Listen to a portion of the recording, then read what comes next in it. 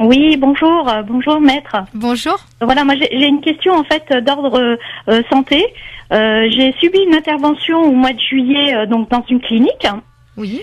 Et malheureusement ça a été mal fait et j'ai dû refaire une autre intervention là dernièrement. Par contre, le chirurgien qui l'a mal fait en fait est parti à la retraite. Et je voulais savoir s'il y avait possibilité de se retourner contre ce chirurgien. Alors oui, le fait qu'il soit à la retraite n'empêche pas normalement qu'il puisse parce qu'en fait ce qui va se passer, c'est que ce que vous devez faire normalement, la première chose c'est de récupérer votre dossier médical. Je ne sais pas si vous l'avez pas, ça c'est fait. D'accord. Donc une fois que vous avez la copie de votre dossier médical, moi ce que je conseille régulièrement, c'est de vous rapprocher de ce qu'on appelle un médecin conseil pour vérifier si le fait que l'intervention se soit mal passée est dû à une faute ou non. Parce que le principe de responsabilité médicale qui est mis en place en droit français est un principe de responsabilité pour faute. C'est-à-dire que même si une intervention ne se passe pas bien, il faut qu'elle soit fautive pour que la responsabilité du médecin puisse être engagée. Et ça, c'est à vous de le prouver.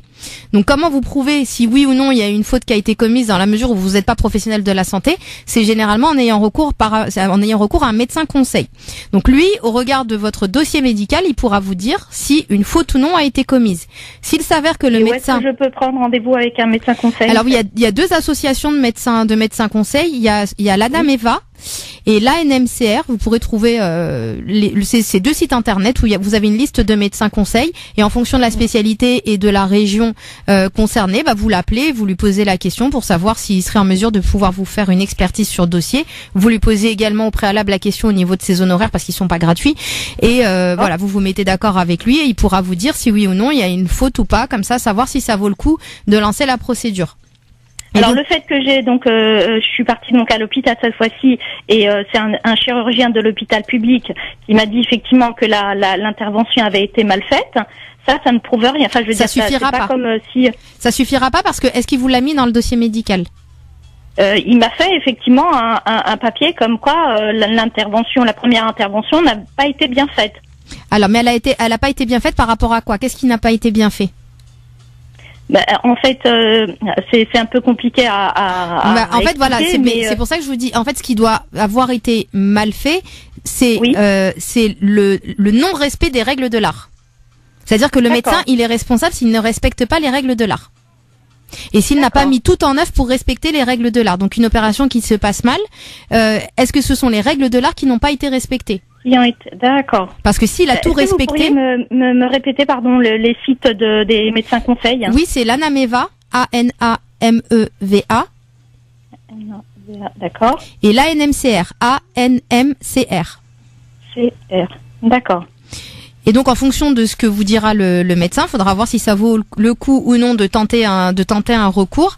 Mais de toute façon, s'il vous dit que selon lui les règles de l'art n'ont pas été respectées, dans ce cas-là, ce que vous pouvez faire au préalable, dans la mesure où il est à la retraite, c'est lui envoyer un recommandé. Si vous n'avez pas ses coordonnées, vous pouvez vous adresser au Conseil de l'ordre. Vous pouvez envoyer le recommandé au Conseil de l'ordre, le Conseil de l'ordre se chargera de lui transmettre, parce que ils ont leurs coordonnées. Donc, dans ce recommandé, vous lui expliquez la situation, c'est-à-dire que vous lui dites que vous avez eu une intervention à telle date auprès de telle clinique et vous mettez en avant la faute qu'aura été commise. Donc, à savoir ce que vous dira le médecin conseil. Ce qui n'a pas été respecté.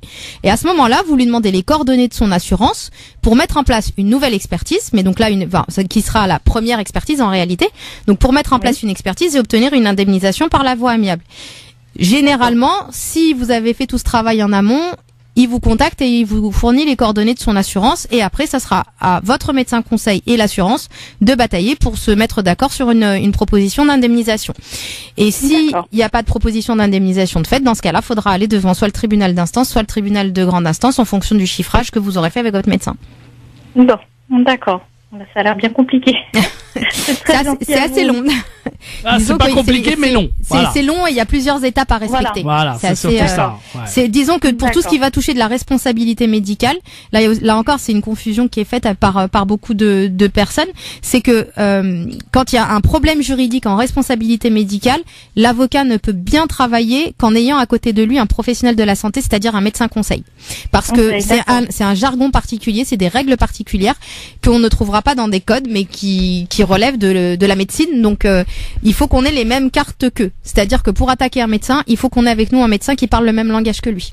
En tout cas, si vous avez besoin des services de Maître Maghrebi, vous pouvez toujours l'appeler, il n'y a pas de souci. Oui, madame. je veux bien son numéro. Oui, pardon, je veux bien son numéro de portable. Alors, c'est le 06 12 Oui. 14 34 96. 06 12 14 34 96. Faut prendre un rendez-vous évidemment et il n'y a pas de problème, vous pourrez la rencontrer avec D'accord. plaisir. C'est très gentil à vous. Merci beaucoup. Bon courage. Merci Bon à vous. après-midi à vous. À Merci. bientôt. Au Bon revoir. courage.